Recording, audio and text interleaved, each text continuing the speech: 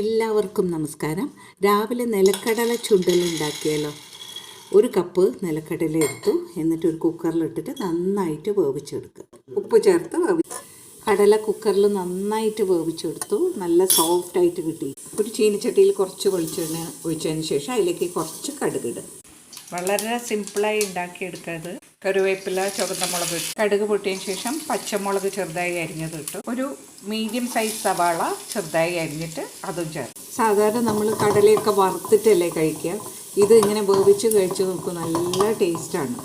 ഉള്ളിയൊക്കെ നന്നായി വഴണ്ടതിന് ശേഷം വേവിച്ച് വെച്ച കടല ഇതിലേക്ക് ചേർക്കുക. നന്നായി ഇളക്കി കൊടുക്കുക. അതിലേക്ക് പൊടിയായി അരിഞ്ഞ മല്ലിയില ചേർക്കുക. കുറച്ച് തേങ്ങയും ചേർക്കുക, ഒരു 1/4 കപ്പ് ഏകദേശം. നന്നായി മിക്സ് ചെയ്യുക. അങ്ങനെ നിലക്കടല സുണ്ടൽ റെഡിയായി. പെട്ടെന്ന് റെഡിയായി. ഇത് വൈകുന്നേരത്തെ ചായയ്ക്കും പറ്റും, രാവിലത്തെ ബ്രേക്ക്ഫാസ്റ്റിനും ഒക്കെ കഴിക്കാൻ പറ്റുന്ന